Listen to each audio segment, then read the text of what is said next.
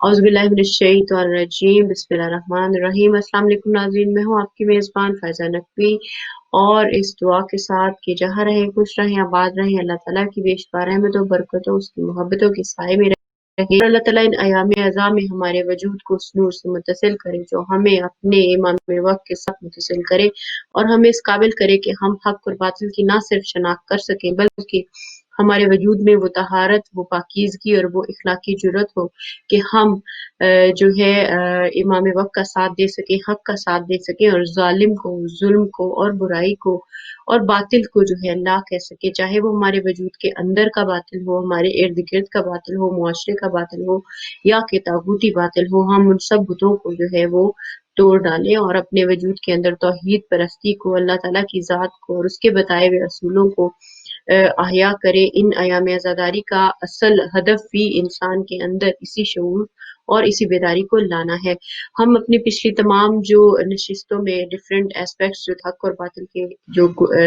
Discuss करते आए और हक और बातिल की जो नबर्द थी उसमें हमने कलाम इलाही से इस्तेफादा किया और उसमें देखा कि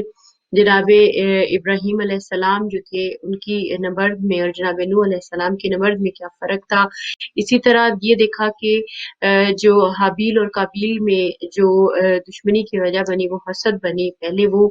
और फिर जब देखा सबसे पहला जो नबर था हक और बातिल का वो शैतान और आदम अलैहिस्सलाम के बीच था कि जिसमें शैतान ने गुमराह किया अपनी चालाकी के जरिए अपना भेस बदल कर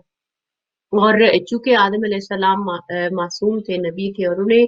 झूठ से आशनाई नहीं थी, उसका तजुर्बा नहीं था और उसका इस वजह से वो उसके झूठे बेस पे आ गए और उन्होंने जो है इस बात को मान लिया और वो दरख्त के करीब चले गए। और इसी तरह जो है हाबील और काबील के बीच में जिस तरह से हसद ने जगह बनाई और जो है काबील ने कत्ल किया अपनी जो है दूसरे इख्तियार और हुकूमत के लालच में अपने भाई को कि ताकि वो जगह ले सके और इसी तरह फिर आगे जनाब नूह अलैहिस्सलाम का जो मुआशरा था जिसमें हुकूमत तो सामने नहीं थी मगर 950 साल में 70 या 90 लोग बमुश्किल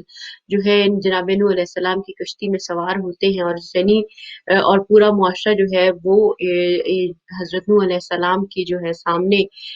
खड़ा होता है जिसमें नूह अलैहिस्सलाम अल्लाह ताला से कलाम करते हुए कहते हैं कि मैंने इनको लालच भी दी, इनको तेरा खौफ भी दिलाया, इन्हें बताया भी कि अच्छाई या हक को अपनाने के क्या फायदे हैं और क्या नुकसानात हैं, तेरे खौफ से, तेरे कहार होने से भी डराया, मगर ये मुआशरा सुधरता नहीं है, तो इनको नीस्त नाबूद फरमा। रब ताला ने कश्ती बनाने का हुक्म दिया। ये सारे जो है एस्पेक्ट्स हमने कवर किए, उसमें हुकूमत शामिल नहीं थी। फिर जनाब इब्राहिम का दौर था जिस पे हम डिस्कशन कर रहे थे और यहीं से हम आगे कंटिन्यू करेंगे कि जनाब इब्राहिम अलैहिस्सलाम के सामने मुआशरा भी था, हुकूमत भी थी और जो है लोग भी थे जिसमें मजहबी नुमाइंदे भी थे जो जनाब इब्राहिम अलैहिस्सलाम के सामने थे आज़र की शक्ल में जिनके साथ उनकी हक और बातिल को लेकर जो एक नबर थी इसी के ऊपर हम आज आगे कंटिन्यू रखेंगे और गुफ्तगू को और आगे लेकर जाएंगे कि जनाब इब्राहिम अलैहिस्सलाम के बाद जनाब रसूल खुदा तक और क्या मराहिल तय हुए और उनमें उन मुआशरों में उन हुकूमतों में उन अदवार में क्या फ़र्क रहे ताकि हमारे अजहान जो हैं वो हक और बातिल और मुआशरे में हक और बातिल के किरदार को बेहतर समझ सकें। हम बढ़ते हैं अपने मेहमान की तरफ जो कि हमारे साथ शामिल हैं आज 8वीं। अस्सलाम वालेकुम सैयद मुस्तफा रिजवी साहब, हम आपको खुशामदीद कहेंगे। आज हमारी नवी नशिस्त है जिसमें हम आगे बात को कंटिन्यू करेंगे जनाब इब्राहिम अलैहिस्सलाम को लेकर और उसके बाद देखेंगे कि जनाब रसूल खुदा तक और फिर करबला के पस मंजर में कि ये सब चीज़ें यानी किस तरीके से करबला तक हमें लेकर गई कि हक और बातिल की जो नबर्द थी चलती आ रही है और किस तरह इंसानों को हुसैन और यजीद में बदल देती है कि करबला जैसा वाक़या रूनुमा होता है। हम आपको खुशामदीद कहेंगे और ताज़ियत भी पेश करेंगे अयाम अज़ा की। औज़ु बिल्लाहि मिनश शैतानिर रजीम बिस्मिल्लाहिर रहमानिर रहीम अल्हम्दुलिल्लाहि रब्बिल आलमीन अल्हम्दुलिल्लाहिल्लज़ी जअलना मिनल मुतमस्सिकीन बिल क़ुरआनिल अज़ीम व जअलना मिनल मुतमस्सिकीन बिविलायति अली इब्न अबी तालिब अलैहिस्सलाम वस्सलातु वस्सलामु अला सय्यदिना व नबिय्यिना व शफ़ीइ ज़ुनूबिना व तबीब नुफूसिना सय्यदिना व मौलाना अबिल क़ासिम अल मुस्तफ़ा मुहम्मद सल्लल्लाहु अलैहि व आलिहि वसल्लम वअला आलिहि अत्तय्यबीन अत्ताहिरीन अलमासूमीन। سب سے پہلے آپ کی خدمت میں اور تمام معزز و مکرم و واجب الاحترام ناظرین و سامعین کرام کی خدمت میں سلام عرض کرتے ہیں، اور آپ سب کو بھی تعزیت شہادت سید الشہداء و آپ کے اصحاب باوفا اس کی مناسبت پر تعزیت و تسلیت عرض کرتے ہیں۔ جیسا کہ آپ نے بھی اشارہ کیا اور ہماری گفتگو بھی اسی موڑ پر و اسی مرحلے تک پہنچی کہ تاریخ کے اندر و قرآن کریم نے جو واقعات بیان کیے ہیں اس کے اندر جو نبرد حق اور باطل ہے اس نے کون کون سے مراحل طے کیے ہیں اور اس نے کن کن ادوار کو گزارا ہے، اور آج جو ہمارے سامنے ایک انتہائی پیچیدہ زمانہ، ایک انتہائی پیچیدہ طور پر حق اور باطل کی نبرد ہو رہی ہے۔ خلاصتاً اگر دو مراحل جو پیچھے طے کیے تھے وہ آپ کی خدمت میں اگر عرض کر دیے جائیں کہ سب سے پہلا جو حق اور باطل کا مرحلہ تھا کہ جب ایک انفرادیت حاصل ہے، یعنی حق اور باطل ایک فرد کے اندر منحصر ہے، اور ان افراد کا آپس میں جو ہے وہ ایک ٹکراؤ ہوتا ہے، ان میں آپس میں ایک نبرد ہوتی ہے، کہ جو ہم نے حضرت آدم علی نبینا و علیہ وعلیہ السلام آپ کے دو بیٹوں کی شکل میں اس کو ملاحظہ کیا، اور جب حضرت نوح نے ساری کوشش کر لی تو اس کے بعد بارہا خداوند متعال کی بارگاہ کے اندر جو ہے وہ یہ اپنا گزارش پیش کی، اپنی رپورٹ پیش کی کہ خدایا یہ نتیجہ نکلا ہے، اور اس کے بعد حضرت نوح نے کہا کہ خداوند متعال سے دعا کی کہ بارہا یہ بستی اس کو اب مٹا دے، کیوں؟ چونکہ اس میں جو بھی نئی نسل آئے گی وہ نسل معاشرے کے ریلے میں بہتی ہوئی خود بخود فاسق و فاجر ہوتی جائے گی۔ اور یہیں سے ایک نقطہ جو ہے آپ کی خدمت میں عرض کر دوں کہ جس طرح کا چونکہ خاندان، ایک گھرانہ، ایک گھر، یہ بھی ایک چھوٹا سا معاشرہ ہوتا ہے، لہٰذا آپ جس طرح کا گھر بنائیں گے، جس طرح کا آپ خاندان تشکیل دیں گے، ویسی ہی نسلیں آپ کو آئندہ توقع رکھنی چاہیے اور ویسی ہی نسلیں آپ کو میسر آئیں گی۔ اس کے علاوہ بعض لوگ جو ہیں اسلامی ممالک کو چھوڑ کر مغربی ممالک میں جاتے ہیں اور وہاں جا کر زندگی بسر کرتے ہیں، تو ان کی خدمت میں بھی یہی چیز عرض کرنی ہے کہ آپ جس سوسائٹی میں رہتے ہیں، جس سوسائٹی میں آپ کا اٹھنا بیٹھنا ہے اور آپ کی نسلیں ہیں، آپ یہ نہ گمان کریں کہ ہماری اولادوں کے اوپر اس سوسائٹی کا کوئی اثر نہیں ہوگا۔ وہ ٹھیک ہے کہ آج کا دور میڈیا کا دور ہے اور ان چیزوں کی طرف اشارہ کریں گے، لیکن خود ایک سوسائٹی کا بہت اثر ہوتا ہے۔ آدمی مارکیٹ میں نکلتا ہے، گھر سے باہر نکلتا ہے، کہیں جاتا ہے اور بے تحاشا لوگوں سے اس کا واسطہ پڑتا ہے، ایک سوشل سرکل ہوتا ہے اس کا، لہٰذا یہ سب چیزیں آئندہ آنے والے لوگوں کے اوپر ایک بہت زیادہ گہرے اثرات چھوڑتی ہیں اور ان کو حق یا باطل کی جانب گامزن کر دے، اس کے اندر ایک بہت گہرا کردار ادا کرتی ہیں۔ لیکن حضرت ابراہیم کے سامنے یہ مذہبی طبقہ بھی آیا تھا۔ اب آپ یہاں پہ فرض کریں، یعنی اپنے ذہن میں سوچیں کہ یہ نبرد اب کتنی دشوار مرحلے میں داخل ہو چکی کہ حضرت ابراہیم اپنے آپ کو مذہب کا نمائندہ، مذہب کا امام و خداوند متعال کی جانب سے بھیجا نمائندہ پیش کر رہے ہیں، اور ان کے مقابلے میں آنے والے کوئی اور نہیں بلکہ مذہبی طبقہ تھا، لہٰذا اب یہاں پہ یہ نبرد زیادہ دشوار ہو چکی ہے۔ اب ہم قرآن مجید کی آیات کریمہ سے استفادہ کرتے ہیں اور دیکھتے ہیں کہ قرآن مجید نے حضرت ابراہیم کی جو نبرد تھی اور آپ کا جو مبارزہ تھا اس کے متعلق کیا بیان فرمایا ہے۔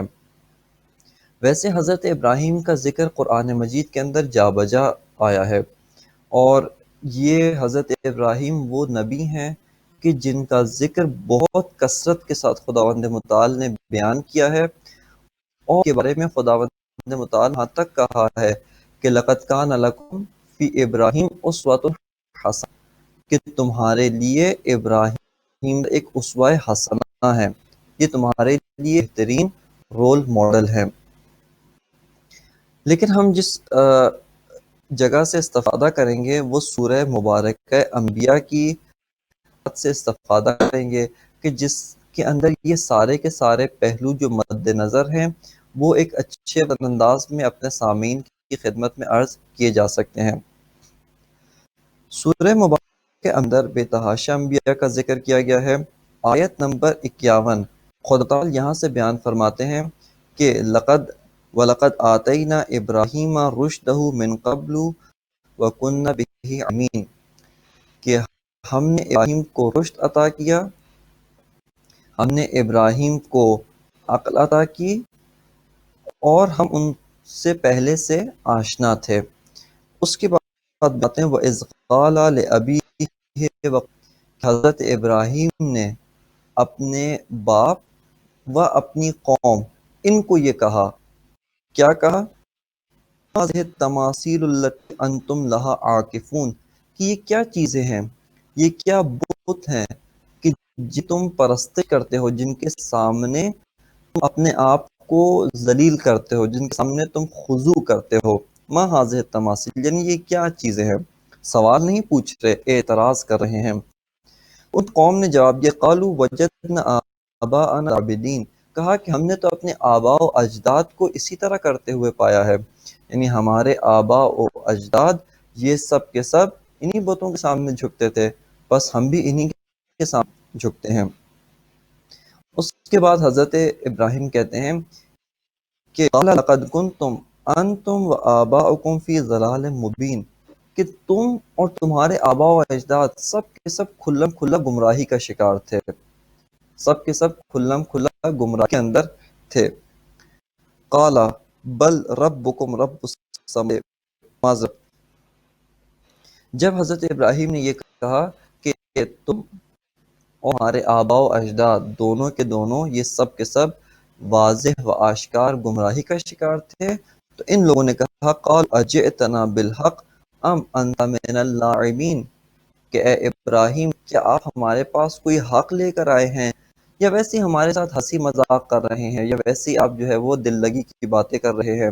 یعنی واقعاً آپ کچھ بات بیان کرنا چاہ رہے ہیں، کوئی حق و حقیقت پیش کرنا چاہ رہے ہیں۔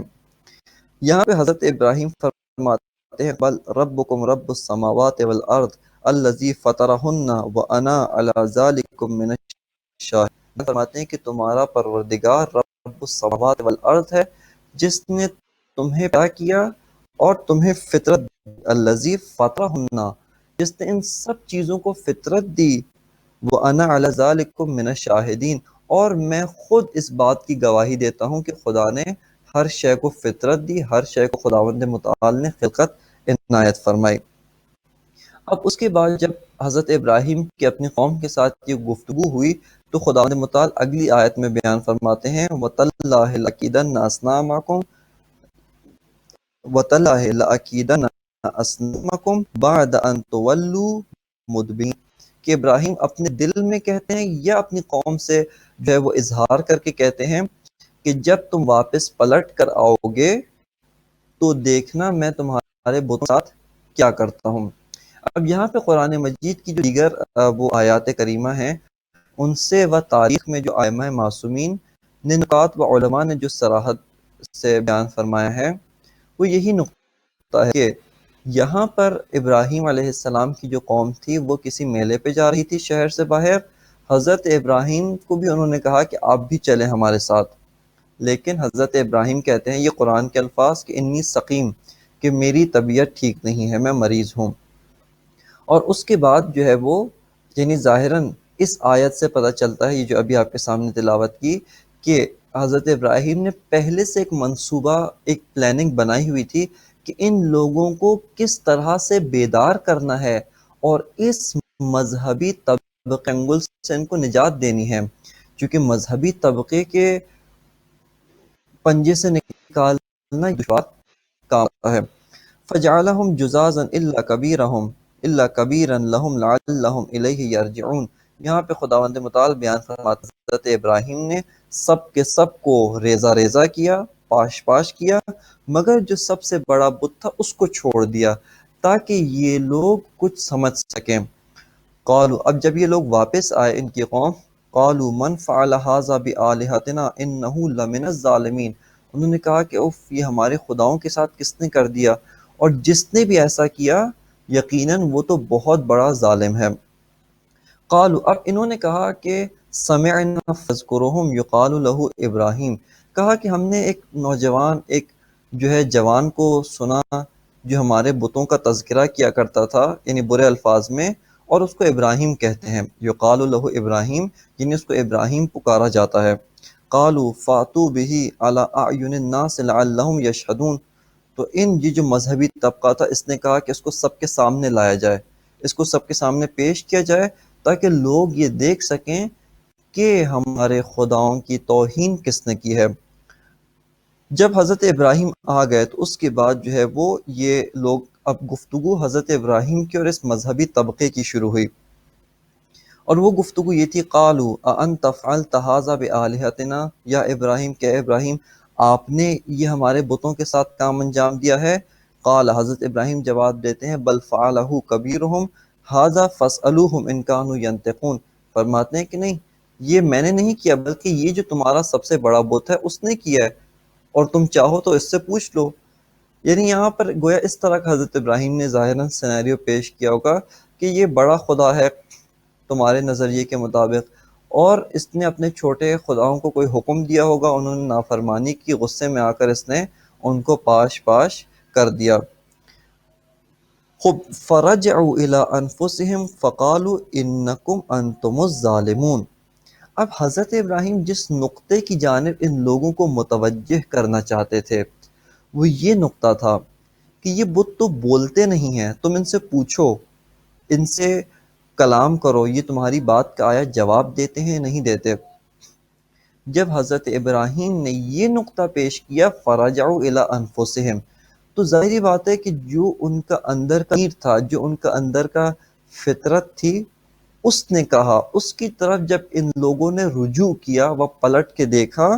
فقالوا انکم انتم الظالمون، کہ ابراہیم ظالم نہیں ہے بلکہ تم ہی لوگ ظالم ہو، یعنی تم ہی لوگ گمراہ ہو۔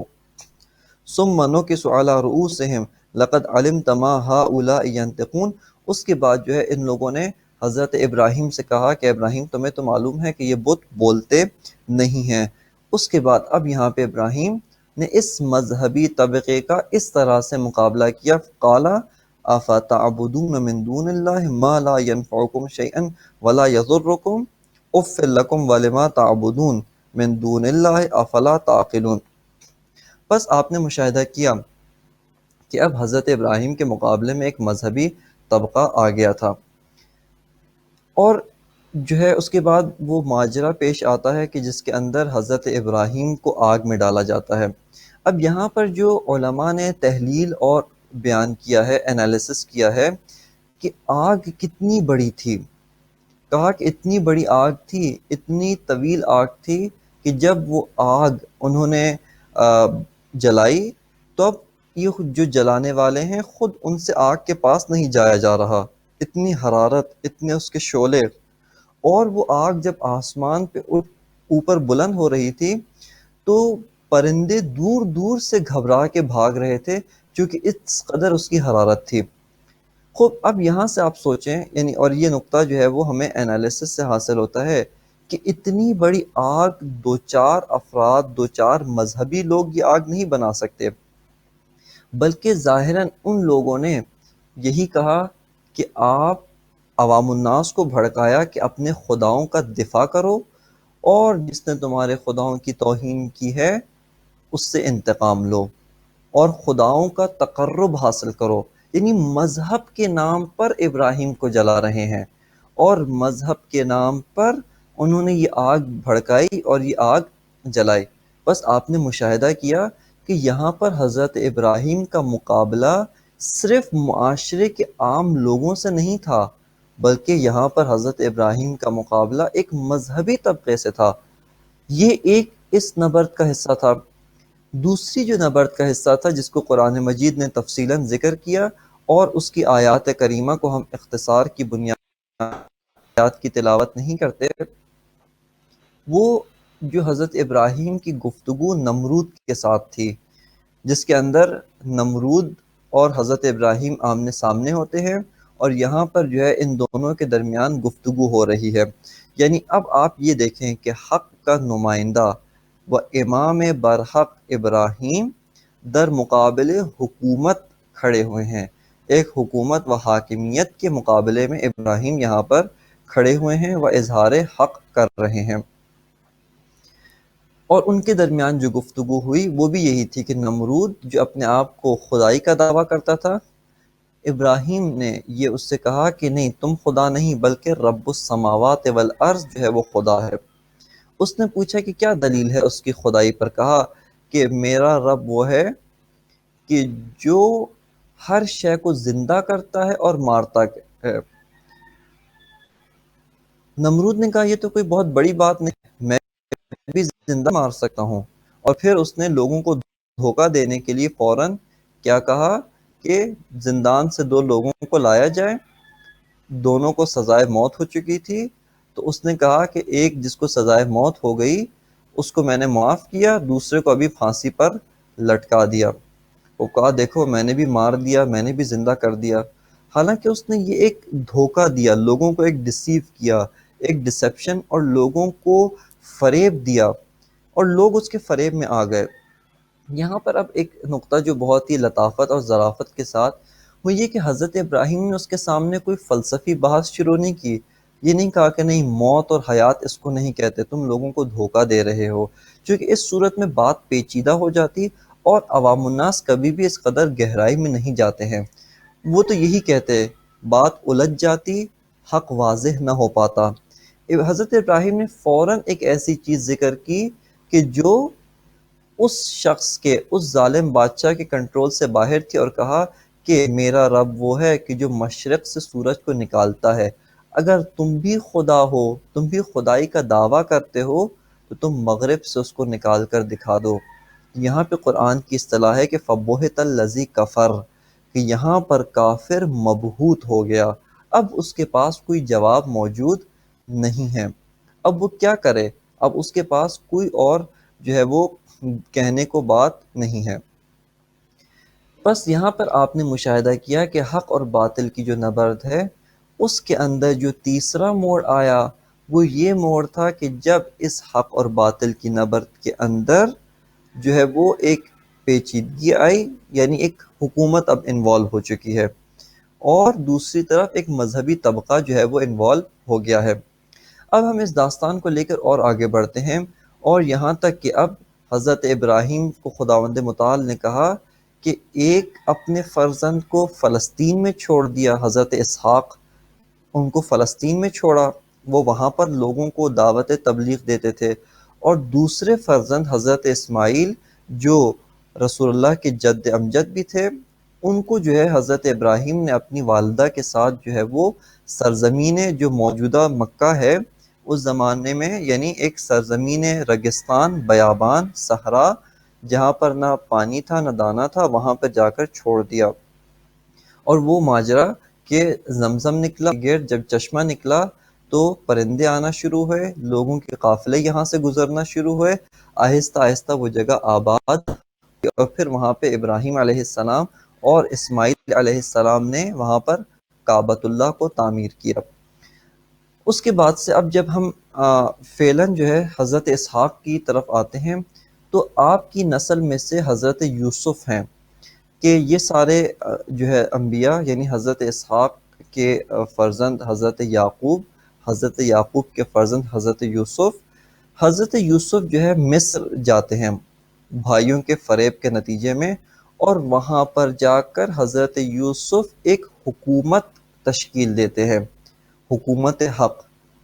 اور وہاں پر بھی حضرت یوسف کے مقابلے میں یہی 2 طبقات آتے ہیں کہ پہلے ایک حکومت باطل، معاشرہ تو باطل ہے ہی ہے، معاشرہ تو بت پرست ہی ہے، لیکن ساتھ اس معاشرے کے اندر ایک مذہبی طبقہ موجود ہے جو اس وقت کے کاہن، اس وقت کے جو میجیشینز و ساحر و جادوگر تھے، اور دوسرا جو تھا وہ حکومت وقت تھی۔ بس یہ 2 طبقات تھے، وہ حضرت یوسف علی نبی و علیہ، آپ نے بھی انہی سے 2 طبقات سے مقابلہ کیا، وہ خداوند متعال کی جو تدبیر تھی کہ آپ خواب کی تعبیر بیان کریں گے، وہ آپ جو ہے وہ اس طریقے سے بادشاہ کی نظروں میں محبوب ہوئے، اور آپ سبب بنے کہ مصر کو وہ پوری تمام جو اسلامی، اس وقت تو اسلامی نہیں تھے، یعنی تمام جو لوگ تھے، جتنے بھی سرزمینیں تھیں اور جتنے بھی لوگ تھے، ان سب کو قحط سے نجات دیتے ہیں۔ اس کے نتیجے میں جب حضرت یوسف کو حکومت ملتی ہے تو حضرت یوسف تمام بنی اسرائیل کو مصر بلوا لیتے ہیں، یعنی ان کی جو اپنی اصلی سرزمین فلسطین تھی اس سے وہاں ان کو سرزمین مصر کے اوپر بلاتے ہیں، اور یہ بنی اسرائیل اس طریقے سے مصر پہ آ جاتے ہیں۔ اب یہاں اس کے بعد سے پھر حضرت موسیٰ ان کا زمانہ آتا ہے کہ یہ حضرت یوسف کی وفات ہوتی ہے۔ ان کی وفات کے بعد جو وہاں کے ظالم طبقہ تھا، حضرت یوسف تو اس فرعونوں کے سلسلے سے تعلق نہیں رکھتے تھے، آپ کا تو اس فرائنہ کے سلسلے سے تعلق نہیں تھا، بلکہ آپ تو بنی اسرائیل تھے، آپ ایک آؤٹ سائڈر تھے، اوورسیز سے آپ آئے تھے، لیکن چونکہ آپ کی صلاحیت، آپ کی لیاقت، آپ کی قابلیت و استعداد، اس بنا پر آپ حاکم بن گئے۔ لیکن جب آپ کی وفات ہوتی ہے تو بنی اسرائیل میں کوئی بھی اس قدر مضبوط شخصیت نہیں تھی کہ جو حکومت کو سنبھال لے، لہٰذا حکومت کا سلسلہ دوبارہ انہی فرائنہ کے ہاتھ میں پہنچ جاتا ہے، وہ فرعون ان کے ہاتھ میں پہنچ جاتا ہے اور وہ بنی اسرائیل کو دوبارہ سے غلام بنا لیتے ہیں۔ اب یہاں پر ایک اور چیز جس کی طرف ہم نے ملاحظہ کرنا ہے وہ یہ ہے کہ اب یہ گورنمنٹ آہستہ آہستہ ایک باطل کا کلچر تشکیل دیتی ہے، ایک باطل کی ثقافت بناتی ہے، اور ثقافت کے اندر جو ہے وہ لوگوں کے اذہان کو بھی جو ہے ایک طرح سے کنٹرول کیا جاتا ہے، ان کے مائنڈ سیٹ کو بھی بنایا جاتا ہے اور ان کے مائنڈ سیٹ کو بھی چینج کیا جاتا ہے۔ لہٰذا فرائنہ نے کیا کیا، یہ جو فرعون تھے انہوں نے دو سازشیں چلیں۔ ایک سازش یہ تھی کہ بنی اسرائیل کو غلام بنا کے رکھتے، اور چونکہ ان کے پاس میجیشینز تھے، نجومی تھے، انہوں نے بتایا تھا کہ اس آپ کے حکومت کو ختم کرنے کے لیے کوئی منجی آئے گا، کوئی نجات دینے والا آئے گا، لہٰذا آپ بچوں کو قتل کریں، ان کے بنی اسرائیل کی اولادوں کو قتل کر دیتے تھے، اور ان کی عورتوں کو اپنا غلام بنا لیتے تھے، شہوت رانی کے لیے، اپنی ڈیزائرز کو فلفل کرنے کے لیے ان سے استفادہ کرتے تھے۔ اس طرح کا اب ایک کلچر بن گیا۔ اس زمانے میں حضرت موسیٰ آتے ہیں، اور اب حضرت موسیٰ کا جو مقابلہ ہے وہ صرف ایک سادی گورنمنٹ نہیں ہے، ایک سادی سے حکومت نہیں ہے، بلکہ اب حضرت موسیٰ کا مقابلہ ایک حکومت سے بھی ہے اور ساتھ ساتھ ایک کلچر سے بھی ہے، ساتھ ساتھ یہ سب لوگ جن کے ذہنوں کے اندر ان جادوگروں کا جادو بیٹھا ہوا ہے، یعنی راسخ ہو چکا ہے، اور ان کے اوپر ایمان لا چکے ہیں، ان کے اوپر بھروسہ کر چکے ہیں، ان کے خلاف سوچنا بھی قبول نہیں کرتے، اور نہ صرف یہ کہ زبردستی تلواروں کے زور پر انہوں نے یہ قبول کیا، نہ بلکہ انہوں نے یہ دیکھ کر خود جو ہے وہ اس کو قبول کیا۔ اب حضرت موسیٰ نے اس ثقافت کو بھی ختم کرنا ہے کہ یہاں پر خداوند متعال نے جو حضرت موسیٰ کو معجزات دیے وہ معجزات بھی ایسے ہی تھے کہ جس نے اس کلچر و اس ثقافت کو ختم کیا۔ ساحروں نے کیا ثقافت بنائی تھی، اپنے آپ کو بہت مضبوط، خداوند متعال نے حضرت موسیٰ کو عصا و اژدہا کا معجزہ دیا کہ آپ جب زمین پر پھینکتے ہیں تو اس وقت وہ ایک بڑے اژدہے میں تبدیل ہو جاتی ہے، اور سارے ساحروں کی جو کلچر تھا، جو انہوں نے ثقافت بنائی ہوئی تھی، اس ساری ثقافت کو انہوں نے ختم کر دیا۔ اس کے علاوہ ید بیضا، یعنی ہاتھ جیب میں ڈال کر اس کو باہر نکالتے تھے، آپ کا دائیں ہاتھ سے اس قدر نورانیت، اس نور نکلتا تھا کہ لوگوں کی نگاہیں خیرہ ہو جاتی تھیں، اور لوگوں کو یہ بھی سمجھ میں آ رہی تھی کہ یہ سحر و جادو نہیں ہے بلکہ یہ معجزہ ہے۔ اس کے علاوہ ایک اور چیز آپ ملاحظہ فرمائیں کہ خداوند متعال نے اب بنی اسرائیل کے ذہنوں سے فرعونوں کی کلچر کو ختم کرنا ہے، اس کو مکمل مٹانا، باطل کا جو کلچر، یعنی اب حق اور باطل کی جو نبرد ہے وہ حضرت موسیٰ کو صرف ایک حکومت باطل کا مقابلہ نہیں ہے، صرف مذہبی طبقہ نہیں کہ یہ تو ہیں ہی ہیں، لیکن اس کے ساتھ ساتھ ایک کلچر بھی ہے، ایک کلچر باطل بھی ہے۔ اور وہ اس طرح سے کیا کہ جب حضرت موسیٰ اپنی قوم بنی اسرائیل کو لے کر چلے تو یہاں پر فرعون نے ان کا پیچھا کیا تو بنی اسرائیل ڈر گئے کہ سامنے سے سمندر ہے، پانی ہے، ہم آگے بھی نہیں بڑھ سکتے، پیچھے سے لشکر فرعون ہے اور وہ آئیں گے، آ کر ہمیں تہس نہس کر دیں گے، ملیا میٹ کر دیں گے، لہٰذا اب ہم کیا کریں، اب ہم پھنس گئے ہیں۔ اب یہاں پر دیکھیں خداوند متعال نے کوئی سیلاب کے ذریعے سے سارا معاشرہ ختم نہیں کیا، یہاں پر خدا نے ان کے ذہنوں سے فرعونوں نے کی جو طاقت ہے اور جو انہوں نے اپنا جو قدرت و اپنا کل اٹھایا ہے کو لہٰذا خدا نے کیا کہ ان کو اس دریا کے دو ٹکڑے کر کے بڑی حفاظت کے ساتھ ان قوم بنی اسرائیل کو عبور کروایا، انہوں نے اس راستے کو طے کیا، اور جو باقی بنی اسرائیل، باقی جو فرائنہ تھے، جو باقی فرائنہ کا لشکر تھا جو ان کا پیچھا کر رہا تھا، خونخوار لشکر، انہی بنی اسرائیل کی آنکھوں کے سامنے اس کو غرق کروایا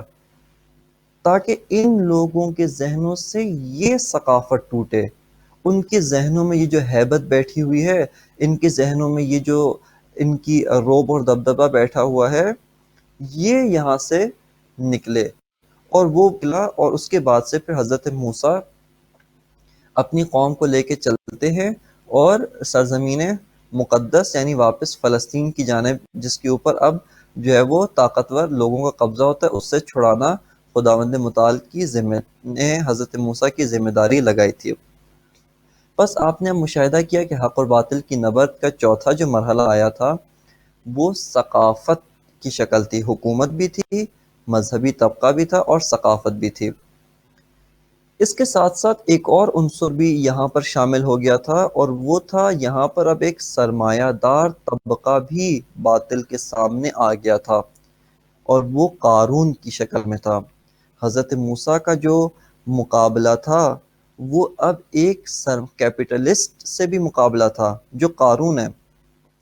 قارون کے پاس دولت کے ڈھیر، قارون کے پاس یعنی قارون جو تھا وہ ایک کیپٹلزم کا سمبل تھا۔ بس یعنی یہ آپ دیکھیں کہ یہاں پہ کلچر کے ساتھ کمپلیٹ ہیں، اور اس زمانے میں ان کے پاس ٹیکنالوجی بھی تھی۔ کس قدر ٹیکنالوجی تھی کہ اہرام مصر یہ ان کی ٹیکنالوجی کا ایک اعلیٰ شاہکار ہے کہ ان کے پاس ٹیکنالوجی بھی تھی، ان کے پاس مالی وسائل بھی تھے، مذہبی طبقہ بھی تھا، حکومت بھی ہے، اور ایک ثقافت ان وسائل کے ذریعے سے انہوں نے بنا لی۔ یہ اس سب کے مقابلے میں اب حضرت موسیٰ آئے ہیں۔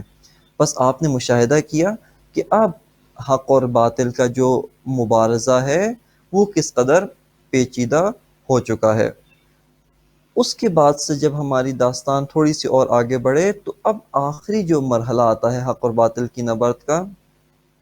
وہ ہے اب سویلائزیشن، کہ ثقافت کے اوپر بھی، یعنی ثقافت سے ایک مرحلہ اوپر جو چیز آتی ہے وہ ہے سویلائزیشن، تمدن، تہذیب۔ یہ تمدن و تہذیب کسی چار دیواری کے اندر و کسی جغرافیے کے اندر محدود نہیں ہوتی، بلکہ سویلائزیشن ایک انسانوں کا اتنا بڑا جو ہے مجموعہ ہے، اتنا یعنی جو بگیسٹ آپ کہہ سکتے ہیں ایک انسانی مجموعہ، اس کو سویلائزیشن کہتے ہیں۔ معاشرہ ایک چھوٹی سی چیز کا نام ہے، ایک انسانی جو جسے کہتے ہیں کہ اس کی جو سوشل لائف ہے، ایک انسانوں کا جو مجموعہ ہے، ایک چھوٹا سا مجموعہ بھی معاشرہ بنتا ہے، اور معاشرہ ہوتا ہے تبھی خاندان ایک معاشرہ ہے۔ حکومت ذرا وسیع لیول پہ آتی ہے جب ان کے پاس پاور بھی ہے، قدرت بھی ہے، طاقت بھی ہے، احکامات بھی ہیں، قوانین بھی ہیں، اور اس قوانین کو وہ طاقت کے زور پر نافذ کرتے ہیں۔ کلچر جو ہے وہ اس سے بھی ایک مرحلہ اوپر آتی ہے کہ جب آپ کی حکومت جو ہے صرف اور صرف لوگوں کی گردنوں پر نہیں بلکہ ان کے اذہان بھی آپ کے سامنے تسخیر ہو چکے ہیں۔ اس سے بھی ایک مرحلہ اوپر آتا ہے، اور وہ ہے سویلائزیشن، وہ ہے تہذیب و تمدن، کہ یہ تہذیب اور تمدن یہ بگیسٹ انسانی مجموعہ ہے، یہ سب سے بڑا انسانی مجموعہ ہے کہ جو حتیٰ ممالک کے اوپر مشتمل ہوتا ہے۔ یعنی کبھی بھی آپ دیکھیں کہ ایک ملک وہ سویلائزیشن نہیں کہلاتا، یعنی وہ ثقافت نہیں کہلاتی۔ مثال کے طور پہ آج آپ کی خدمت میں عرض کروں کہ ایک مغربی ثقافت جو بہت ہم سنتے ہیں، ایک مغربی تہذیب، ویسٹرن سویلائزیشن، اس کو جو ہم سنتے ہیں تو آیا ویسٹرن سویلائزیشن کا مطلب صرف اور صرف کوئی ایک خاص ملک ہے؟ نہ، بلکہ یہ ویسٹرن سویلائزیشن ایک گروپ آف ممالک سے مل کر تشکیل پائی ہے، اور حتیٰ ویسٹرن سویلائزیشن کا یہ مطلب نہیں کہ وہ سویلائزیشن کے جو ویسٹ میں موجود ہے۔ ممکن ہے کہ کوئی ملک ایسٹ میں ہو، مشرقی ملک ہو، لیکن اس سویلائزیشن کو فالو کرتا ہے، لہٰذا اس ملک کے اوپر بھی ویسٹرن سویلائزیشن حاکم ہے۔ لہٰذا یہ ویسٹرن سویلائزیشن اپنے سمبلز، اپنی ڈیفینیشن، اپنی فلسفی، جو اس کا نظریہ ہے، اس سے پہچانی جاتی ہے۔ بس آپ نے مشاہدہ کیا کہ یہ حق اور باطل کی جو نبرد ہے، اس کا جو آخری مرحلہ آیا ہے، وہ آخری مرحلہ کیا ہے کہ جب باطل نے اپنی ایک سویلائزیشن بنا لی ہے، جب باطل نے اپنی ایک تہذیب و تمدن بنا لیا ہے۔ تہذیب اور تمدن کن چیزوں سے مل کر بنتا ہے؟ اس کے اندر جو ہے وہ مالی وسائل بھی ہوتے ہیں، فائنینشل جو سورسز ہیں وہ بھی ہیں، زمینی ذخائر وہ بھی موجود ہوتے ہیں۔ اس کے علاوہ اس کے اندر جو ہے کلچر بھی ہوتا ہے، ایک ثقافت بھی ہے۔ ثقافت کے اندر لباس،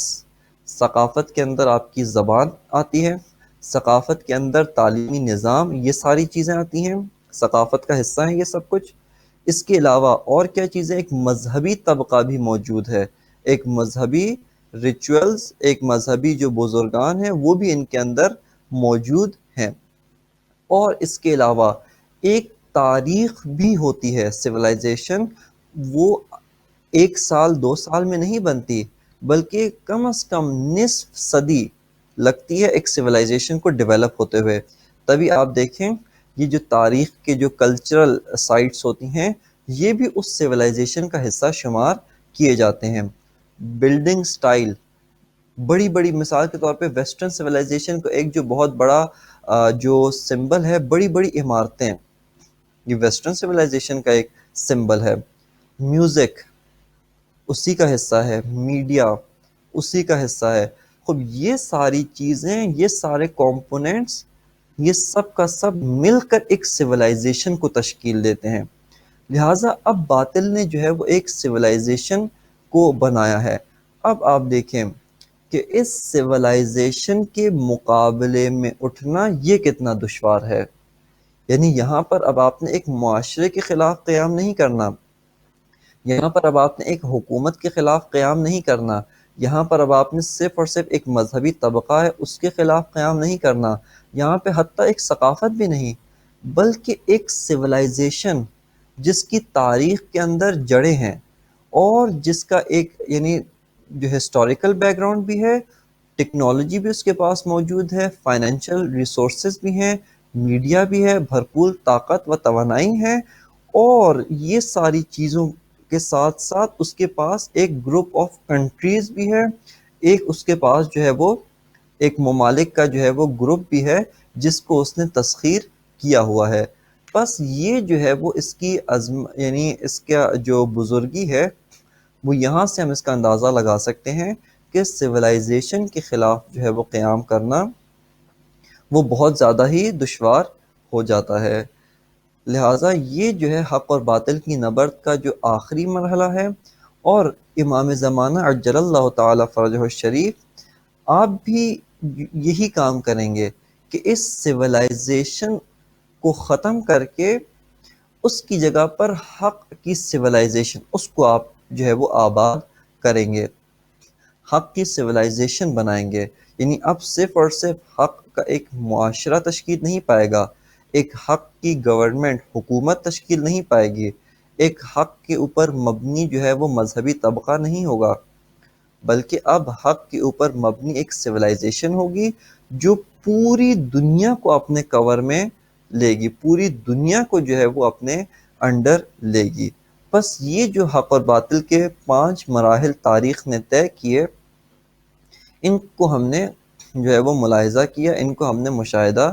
کیا ہے۔ जी, बहुत शुक्रिया। अब मैं ये जानना चाहूँगी कि जो मरहला 5 हमने मरहले तय किए, इसमें जनाब रसूल खुदा का जो दौर है, उसकी क्या अहमियत है? और वहाँ से जो ऑनगोइंग करते हैं करबला तक, तो इसके बीच में क्या जो फ़ासले हैं, क्या महरक़ात हैं, क्या पस मंज़र है? जी, रसूलुल्लाह सल्लल्लाहु अलैहि वसल्लम आपका जो इनकलाब नबवी है और आपने वो जो अरब के मुआशरे के अंदर क़याम फरमाया, उसको अगर हम थोड़ा कहें तो एक फोर्थ एंड फिफ्थ स्टेज की दरमियान सूरत हाल है।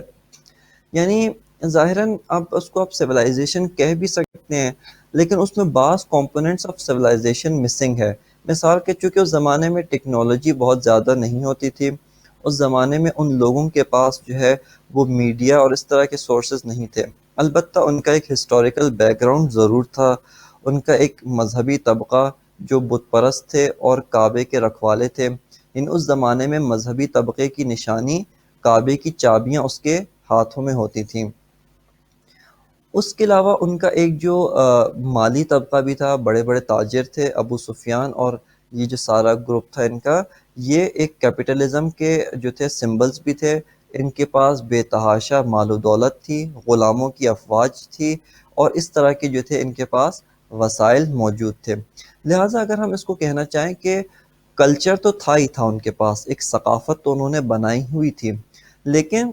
उसमें थोड़ी सी वो अपग्रेडेड सकाफ़त थी, थोड़ी सी वो जो है क्या नाम है एक मॉडर्न सकाफ़त थी, जिसके अंदर बाज़ कंपोनेंट्स ऑफ सिविलाइजेशन भी पाए जाते थे।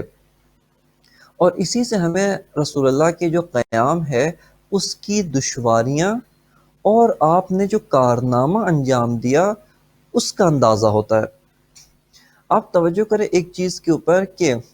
जब भी कोई कल्चर हो, जब भी कोई सिविलाइजेशन हो, आप उस सिविलाइजेशन के मुकाबले में अगर एक गवर्नमेंट बना लेते हैं, एक हुकूमत एक सरजमीन पर बना लेते हैं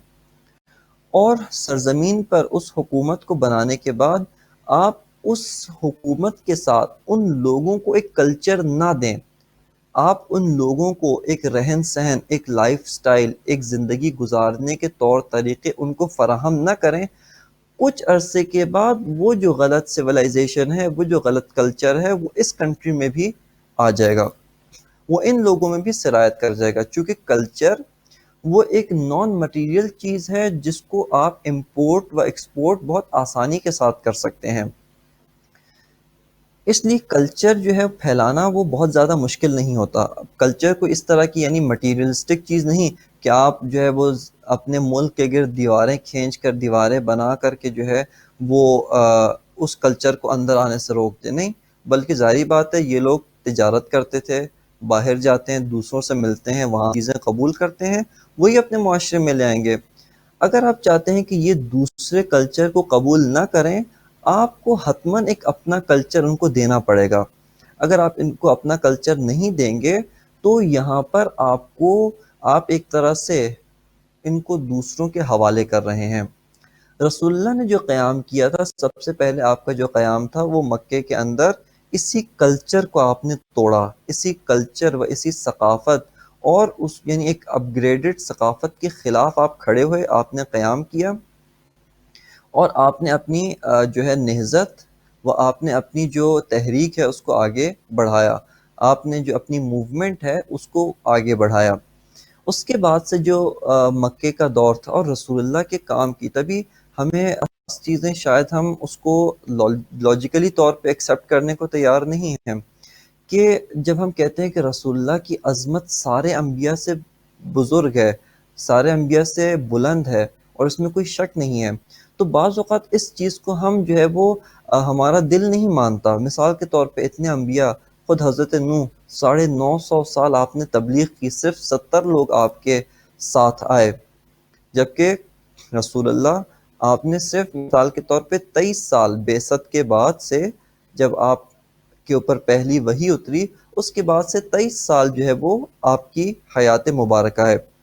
लेकिन रसूलुल्लाह के काम की अज़मत क्यों ज़्यादा है? रसूलुल्लाह की दुश्वारियाँ क्यों ज़्यादा हैं? इस वजह से दुश्वारियाँ ज़्यादा हैं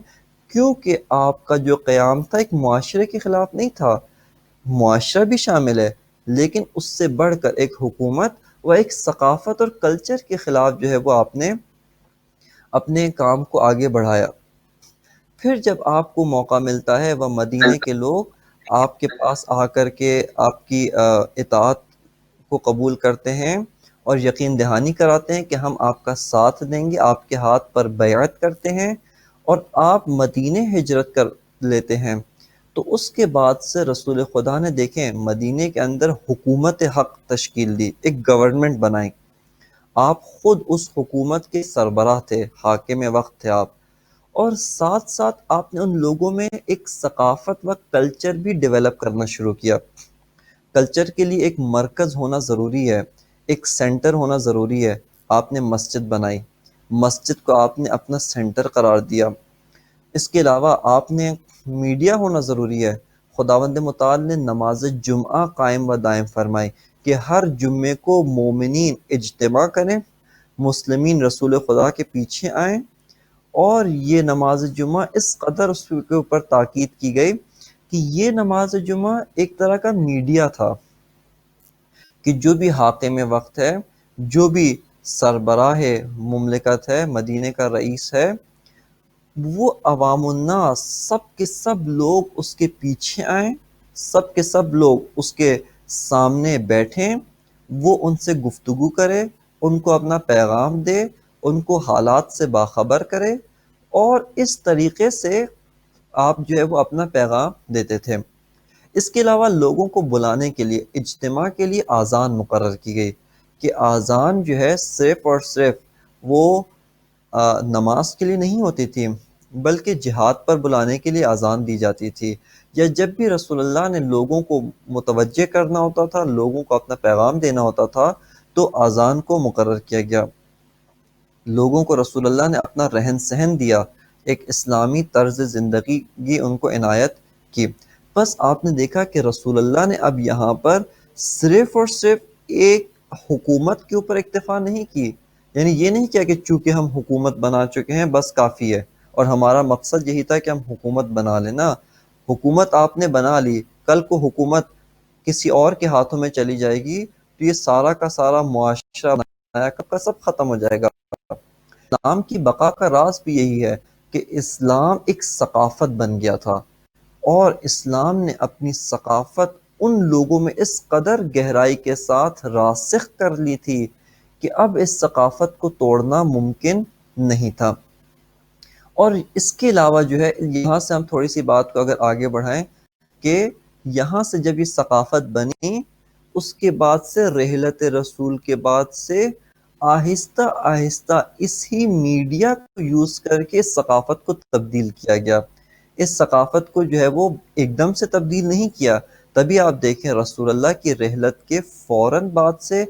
کوئی جو ہے وہ جرأت نہیں کر سکتا تھا کہ یزید جیسا فاسق و فاجر حکمران بن بیٹھتا، چونکہ سب کے سب ایک دم قیام کرتے، بلکہ اس کے بعد سے آہستہ آہستہ تھوڑا تھوڑا سا انحراف، آہستہ، تبھی جو ہے وہ اس انحراف کو ایک جگہ تک پہنچنے میں 50 سال لگ گئے۔ کیوں 50 سال لگے؟ چونکہ ایک ثقافت جو حق کی ثقافت ہے، جو حقیقت اور درست جو رسول اللہ نے ثقافت بنائی، اس کو تبدیل کرنے میں 50 سال لگے۔ اور کس طرح سے تبدیل کی گئی؟ جھوٹی احادیث کے ذریعے سے، انہی چیزوں کے ذریعے سے جن سے رسول اللہ نے استفادہ کر کے صحیح کلچر بنایا تھا، انہی کے ذریعے سے اس صحیح کلچر کو تبدیل کیا گیا، اور جو ہے وہ غلط کلچر جو ہے وہ رائج کیا گیا۔ بس جب ہم سید الشہداء کے زمانے میں پہنچتے ہیں اور آپ کا زمانہ دیکھتے ہیں، اور بالخصوص یہاں پر ایک اور نقطہ جو ہے آپ کی خدمت میں عرض کر دوں کہ یہ جو ثقافت ہے اس کو تبدیل کرنے اور دوبارہ سے جو غیر اسلامی ثقافت ہے، دوبارہ سے ایک کیپٹلسٹ جو طبقہ تھا پیدا ہوا، خلیفہ سوم کے زمانے میں پیدا ہوا، یہاں تک کہ تاریخوں میں لکھا ہے کہ اس قدر سونا اور چاندی عام لوگوں کے پاس ہوتا تھا۔ وہ صحابہ کہ جب مکہ سے ہجرت کر کے مدینے آئے تو ان کے پاس کھانے کے لیے و رہنے کے لیے کوئی جگہ نہیں ہوتی تھی، لیکن اب جب کہ یہ کلچر چینج ہوا اور دوبارہ سے لوگوں کے اندر یہ کیپٹلزم والی سوچ و ثقافت دوبارہ سے پھیلنا شروع ہوئی، تو اس قدر یہ ہو چکا کہ یہاں تک کہ لکھا ہے کہ ایک بزرگ صحابی جن کا نام تاریخوں کے اندر بھی ذکر ہے اور فریقین کے اندر ایک قابل احترام شخصیت ہیں، ان کا جب انتقال ہوتا ہے، ان کی جب رحلت ہوتی ہے، اس دنیا سے رخصت ہوتے ہیں، تو ان کے گھر میں اتنی بڑے بڑے سونے کی اینٹیں تھیں کہ اس کو کلہاڑے سے توڑا گیا تاکہ ان کے جو وارثین ہیں، ورثاء ہیں، اس میں تقسیم کر سکے۔ سونا تو کسی کے پاس اگر 1 گرام یا 2 گرام ہو یہ بھی بڑی قیمت رکھتا ہے، لیکن اس قدر سونا کہ جس کو کلہاڑے سے توڑا جائے، اب آپ یہی اندازہ لگا لیں کہ کتنا زیادہ سونا ہوگا کہ جس کو کلہاڑیوں سے کیا ہے توڑا گیا تاکہ جو ہے وہ ان کے ورثاء میں تقسیم کیا جائے۔ بس اب آپ نے مشاہدہ کیا اس زمانے میں دوبارہ سے کیپٹلسٹ سوچ پیدا ہوگی۔ پھر جو ہے تیسرا جو یعنی ایک تیسرے خلافت کے بعد سے مولا کائنات کی خلافت و حکومت آتی ہے کہ جو زیادہ عرصے نہیں چل سکی، اور اس کی وجہ بھی یہی تھی کہ اب جب کہ اس 25 سالوں میں معاشرہ دوبارہ بہت انحرافات کا شکار ہو گیا تھا اور مولا کائنات کو زیادہ فرصت نہیں ملی، اور اس کے فوراً بعد ہی امیر شام معاویہ کی حکومت آ جاتی ہے جس نے حکومت کو موروثی بنا دیا تھا اور حکومت و خلافت کو بادشاہت میں تبدیل کر دیا تھا۔ اب آپ یہاں پر دیکھیں کہ کس قدر ثقافت تبدیل ہوئی کہ اس نے تو بے تحاشا یعنی حد ہی کر دی کہ جھوٹی احادیث کے ذریعے سے جو اہل بیت علیہم السلام ان کی شان کو گھٹانا، دوسرے جو اہل بیت کے مخالفین ہیں وہ اہل بیت کے دشمنان ہیں ان کی شان کو بڑھانے کے اس میں احادیث گھڑی گئیں، حتیٰ یہاں تک کہ نعوذ باللہ رسول خدا کی شان کو گرایا گیا اور ایسے ایسے اعمال آپ سے منسوب کیے گئے کہ جو نعوذ باللہ توہین رسالت بھی تھے اور دوسروں کے ذہنوں میں آپ کی ایک انتہائی غلط تصویر پیش کرتے تھے۔ ان تمام تبدیلیوں کے بعد اب جو ہے وہ معاشرہ اس لیول تک پہنچا کہ پھر 60 ہجری کے اندر جب معاویہ مرتا ہے تو اس کے بعد اس کا انتہائی نابکار، انتہائی فاسق و فاجر بیٹا یزید وہ برسر حکومت آتا ہے۔ اور یہاں پہ سید الشہداء نے جو قیام کیا، اس قیام کی عظمت اور اس حق اور باطل کے معرکے کو ہم کیوں سب سے عظیم ترین معرکہ قرار دیتے ہیں، وہ اسی وجہ سے ہے کہ سید الشہداء نے بھی صرف اور صرف ایک ظاہری حکومت کے خلاف قیام نہیں کیا، بلکہ آپ نے بہت ساری چیزوں کے خلاف قیام کیا۔ آپ نے اس زمانے کی مذہبی شخصیات، مذہبی طبقہ اس کے خلاف قیام کیا جو حج کے طواف میں مصروف تھے لیکن آپ کے ساتھ نہیں آئے، بس آپ نے ان کے خلاف قیام کیا۔ آپ نے لوگوں کی ذہنیتوں کے خلاف قیام کیا، آپ نے ان سرمایہ داروں کے خلاف قیام کیا، آپ نے اس حکومت کے خلاف قیام کیا و آپ نے اس ثقافت کے خلاف قیام کیا۔ بس یہ قیام اس وجہ سے بہت عظمت کا حامل ہے، بہت زیادہ بزرگی و عظمت رکھتا ہے، چونکہ اس قیام کے اندر و اس نبرد یہ جو حق اور باطل کا جو معرکہ تھا، اس کے اندر جو ہے وہ آپ کو بے تحاشا دشواریاں پیش آئیں۔ دشواریوں سے مراد یہاں پر صرف اور صرف جسمانی دشواریوں کی طرف فوراً ذہن نہ چلا جائے، بلکہ یہ سارے جو نکات آپ کی خدمت میں عرض کیے ہیں، ان تمام نکات و ان تمام چیزوں کے خلاف سید الشہداء نے قیام فرمایا۔ یہی وجہ ہے کہ سید الشہداء کا قیام آپ کی جو نبرد جو ہے کیا نام ہے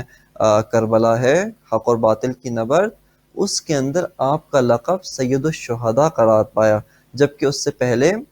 یہی لقب جو ہے وہ حضرت حمزہ رسول خدا صلی اللہ علیہ وآلہ وسلم کے چچا جان ان کا لقب تھا جو احد کے اندر شہید کیے گئے تھے، لہٰذا اس بنا پر آپ کو سید الشہداء قرار دیا گیا۔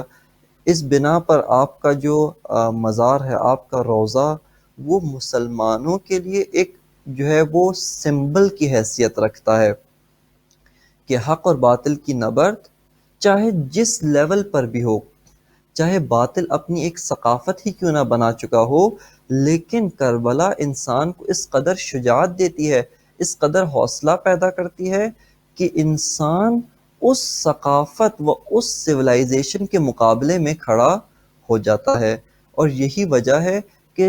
جو ہے اس کام، یعنی آج جو دنیا کے بعض سیاسی تجزیہ کاروں و سیاسی شخصیات و سیاسی انالسٹ کا کہنا یہ ہے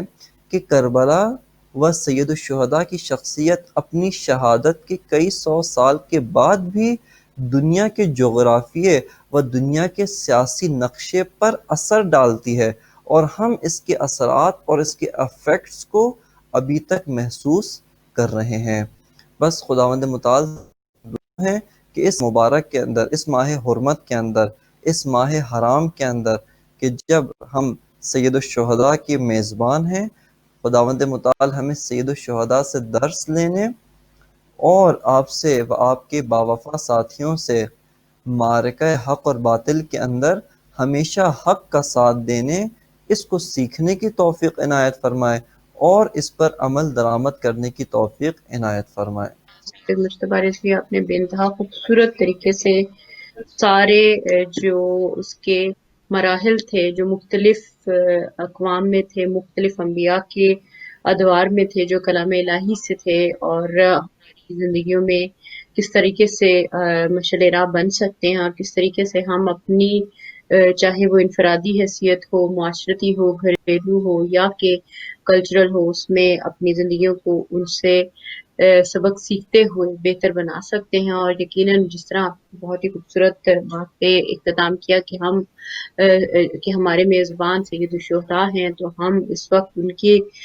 جو رہبری میں اس وقت ایام اعزام میں ان کے ساتھ موجود ہیں، اور ہم ان سے یہی دعا کرتے ہیں اور تقاضا بھی کرتے ہیں کہ رب تعالیٰ ان کے توسل سے ہمارے اندر وہ شجاعت، وہ بس اور وہ فہم و فراست پیدا کرے کہ ہم جو ہے سید الشہداء کے نقش قدم پر چلتے ہوئے جو ہے اپنی زندگیوں کو اور اس باطل جو سویلائزیشن ہے اس کے خلاف امام وقت کا جو ہے ساتھ جو ہے دے سکیں۔ اور امام وقت کا ساتھ جو ہے دینے کا مطلب یہی ہے کہ ان تمام سویلائزیشن کے متعلق ہمارے اندر شعور ہو، بیداری ہو، آگہی ہو کہ جو غلط اور صحیح کو مکس کر کے، غلط اور صحیح کو، حق اور باطل کو جو ہے ایک دوسرے کے اندر اس طرح سے مکس کرتا ہے کہ انسان کو سمجھ میں نہیں آتا کہ حق کہاں ہے اور باطل کہاں ہے، اور ذہنوں کو اپنے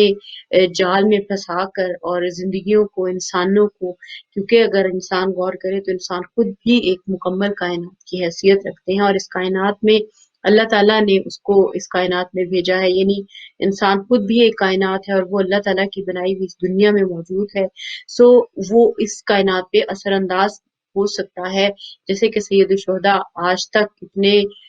جو ہے سالوں کے بعد بھی 1000 سال سے اوپر ہو گئے اور آج بھی تہذیبوں پر، ثقافتوں پر اور دنیا پر اثر انداز ہوتے ہیں، جس کی مثالیں ہم اگر ابھی ڈھونڈیں تو آرام سے مل جاتی ہیں۔ تو ہم کوشش کریں کہ ہم بھی اپنے آپ کو اس سب کے لیے تیار کریں جو امام زمانہ علیہ السلام کے دور سے جو ہے منسلک دور ہے اس میں، اور ہم یہی کوشش کریں کہ ان تمام سیشن سے، ان تمام نشستوں سے جو ہم نے ابھی آگہی کے عنوان سے جو ہے تشکیل دی، آپ ان سے سیکھ سکیں اور ان سے سیکھتے ہوئے اپنی زندگیوں کو ان صحیح الہی اصولوں پر استوار کریں جو الہی اصول انسان کو جو ہے کربلا سے کی درسگاہ سے جو ہے تعلیم دیتے ہیں، شعور دیتے ہیں، اور انسان کو امام وقت سے متصل کرتے ہیں اس طرح سے کہ ہم بھی امام کے پاس پہ لبیک کہہ سکیں اور ان تمام باطل تہذیبوں کو لا کہہ سکیں، نہ کہہ سکیں اور ان کے خلاف کھڑے ہو سکیں۔ اسی پیغام کے ساتھ کہ جہاں رہے خوش رہیں، آباد رہے، نیام اعظام خصوصی معرفت حق کی جو ہے دعا کیجیے، اور معرفت حق کے ساتھ اس حق پہ عمل کی توفیق، اس شجاعت، اس بصیرت اور اس عمل کی توفیق بھی طلب کیجیے کہ رب تعالیٰ جب ایسا وقت ہمارے پاس آئے کہ حق اور باطل کے خلاف ہمیں فیصلہ کرنا ہو تو ہم وہ فیصلہ کریں جو تیرے پسند اور تیری قربت کے جو راہ